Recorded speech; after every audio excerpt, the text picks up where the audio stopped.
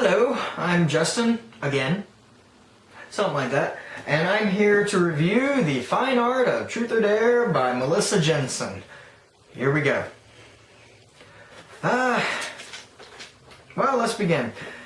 The Fine Art of Truth or Dare is basically about a girl that doesn't really have much confidence in herself. She doesn't have much confidence. I mean, that's about the extent of it. She wants to find love and goes to a sophisticated school where everybody is in a high elite class, way above her, and she's just a scholarship student. But that's all that she is. She doesn't strive to be anything more, but she can hope that she does one day, but doesn't really get anything out of it. The girl's name in this book is Ella, and she has a nasty scar. I believe it's the right side, maybe left side. But she gets burned when she was a child, and it left a nasty scar, and it's made her very self-conscious about the way she looks. And going to a high prestigious school, she is extremely self-conscious about it. It like doubles it, if not triples. And throughout that, she's like in the freak club kind of thing, going into that focus of it. She meets two friends where Sadie and a guy named Frankie, I believe. Frankie is the best character in this book, and that's a side character. That's my segue into the other part of it. This book had so many holes in it.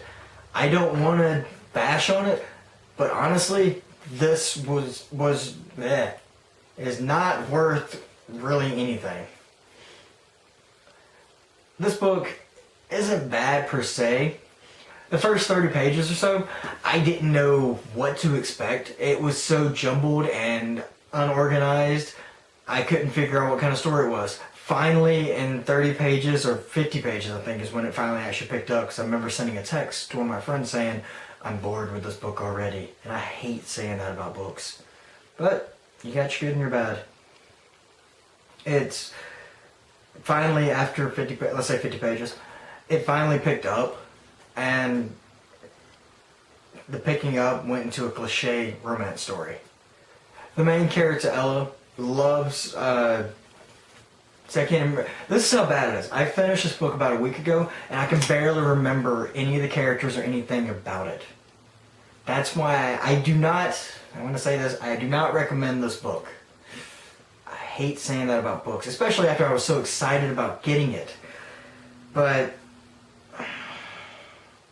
it was just not that good. One of the bad things, the description. Whenever, I do remember that because I have notes. That's why I can remember it. I'm glad I wrote notes. The description in this book is either A, too much, or too little. You go into, she gives great detail about food. I'll give her that because, like, I was starving most of the time I read this. I was just looking going, Italian family. Not that I want to eat Italian families, but maybe. No. They start going on, the main character's dad owns a restaurant where she coincidentally lives. Or I think like a little loft above it, or maybe next door, but either way she's right near the restaurant. And see, that's the part of the description going on that. You don't really know where she lives. Is it in the place? Is it right next door? Is it like a house or two down and you look over? You can't really tell. I mean, if it was written in here, it was very minuscule and never touched upon very much. So I probably overread it, or read over it. But seeing the descriptions of food and everything else, you would want more descriptions of other things, but that doesn't happen in this book. You get, oh, here's a nice place, a hangout. You see one table, it has a platform where people sing karaoke. Does it have windows? How many seating arrangement? Is it long, narrow? I really hate bashing on this book. I really do. But this book opens itself up for everything. I think the author was experimenting with this book because a lot of there's interjections that seem completely out of character, and I believe it's the author's personal insight into it. That's good if you're working on postmodern stuff. Not this. No. Especially not in the teen section. I mean, don't get me wrong, there's plenty of teen books that give thought-provoking ideas. Trying to think of one right off the top of my head. Percy Jackson, if you want to do that, you can look at the Greek gods and all of them and think about how the stories converse into that, but you may be adding too much to it. But I can't think of any. From what I'm told, the Stars book, Throughout Our Stars, about the kids who have cancer patient kids. I haven't read that one yet. It's on my stack. I plan to. You'll see it in a book, like a book haul, because it's one of the books I got in February. But that's probably thought-provoking. I don't know. I haven't read it, but that's my guess. But this book, no. I was like, when I finally finished it, I felt so relieved. It was like a weight off my chest, like, yay, thank you. I really don't like doing this too much either, but this is going to be given to a used bookstore. Well, I can't say that I don't like it. I like giving books to needy because I think everybody needs to read. But if I like a book, I'll go back and reread it. So this is not a book I'm going to reread. Ever, I don't think. Maybe 20 years down the line and I've completely forgotten that I've read it.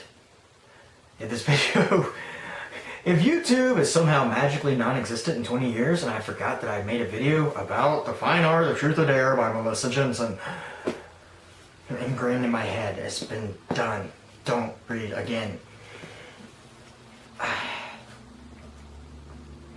Then I may read it. But I'm 120% sure I would never read it again. There's a scene in this book where the grandmother goes on a folk tale. She describes it. I like the changing of, I like the change up of pace every now and then in the book because you get trite with it. You get bored. So at one point the grandmother goes into a folk tale and I got excited because I'm going, oh good, this can give insight. It's hard to follow and there's nothing like really revealing in it. It talks about the past, but it's so mythical that you can't grab too much. One of the hard things, she's a scholarship student. Grades matter.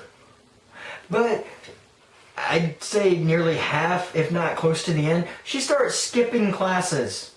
Extremely. I'm not giving too much of a spoiler away, but she skips classes like no one's business.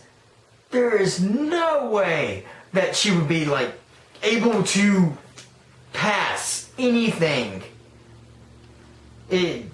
No.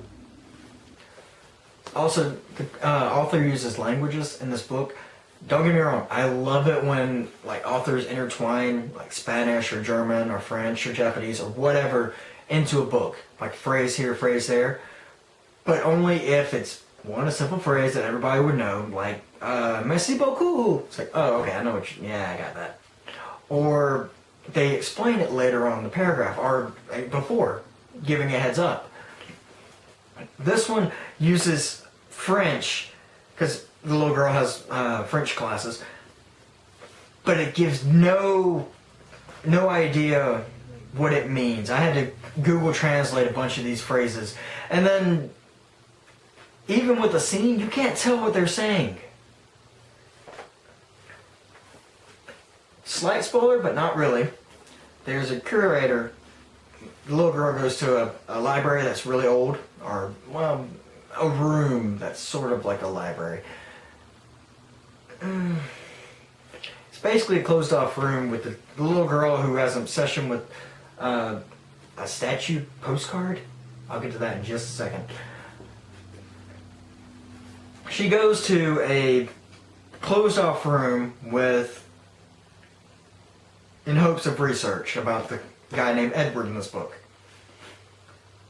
When she goes there, she does something to a book.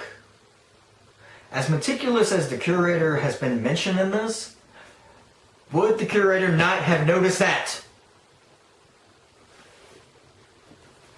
Exactly. This...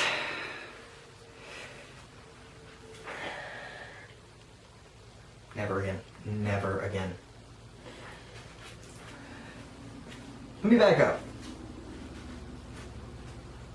Ella, the main character's book, has a crush on basically a dead painter. I mean, that's the bottom line. He passed away, I think in the 1920s it said, or something like that. His name is Edward Willing, which is the school she goes to, the Willing School. It was because of the dead guy. And she falls in love with him, a little crush, and starts talking to him. I have nothing wrong with this. You talking to ghosts? Cool. It's a bronze statue on a postcard, I think. No. I can understand talking to yourself and doing things, but the way she converses with the statue postcard, simple as that. Statue postcard. It's all you need to know. She acts like it's human. She carries it around sometimes, but not really. Most of the time it's just stuck to a board above her desk. And while she's doing other things, she's talking to it. It's like, okay, sure. Is it Zordon or something? But she realizes it's herself talking back to her. That's not quite a spoiler, because I mean, it's kind of apparent that she knows that it's her talking through Edward's voice.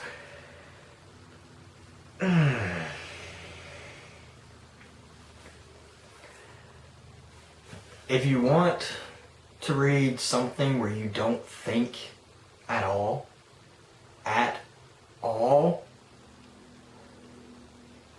there you go.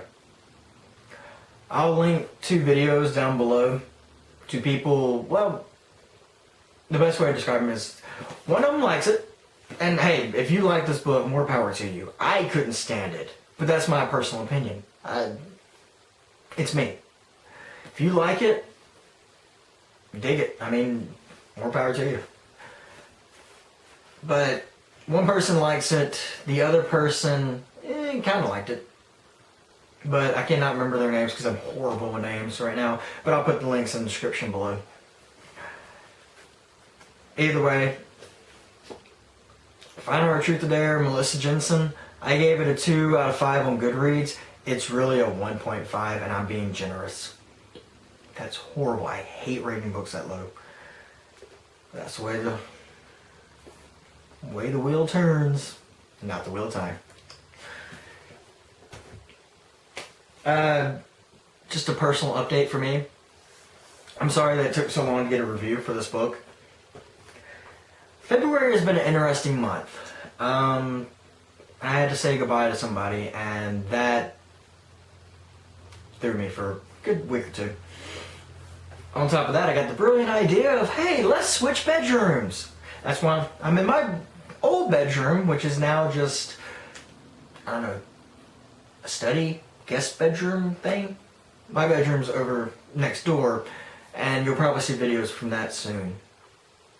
But that took another week to move, and it's probably just me hiding, I won't deny that. On top of trying to write stuff, and which I hope to have a writing video soon on here, but I don't know when. I'm not making any promises for anything like that. I may even give a movie review. I don't know. This channel is not just book reviews. It's going to be a lot more. I'm just horrible at time management. That's the honest truth. I think that's it. Final Art Truth or Dare by Melissa Jensen. If you like cliche teen romance novels with underlying sex, oh yeah, it's in here. Check it out. If you want my review on it, avoid it. Find something better. Go read Luna by Julianne Peters, excuse me. Julie Andrews is awesome. Go read Harry Potter, good lord. If you haven't read Harry Potter by now, go read it.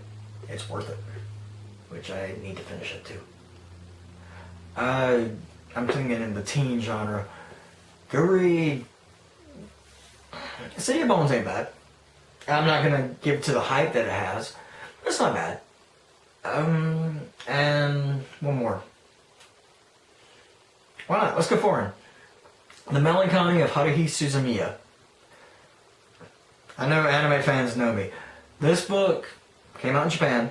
I may do a book review on it because I'm thinking about rereading it. But it came out in Japan and it's a big phenomenon. But the book itself is it's a light novel, which is similar to a teen novel. And it's really good. But I'll probably do a review on that whenever I reread it. Because there's a bunch in the series and I'm thinking about doing like just a binge read kind of thing. I think that's it for now. So until next time.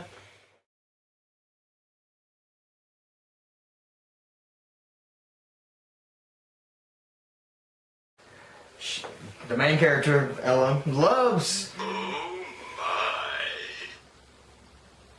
Oh my. Okay, George.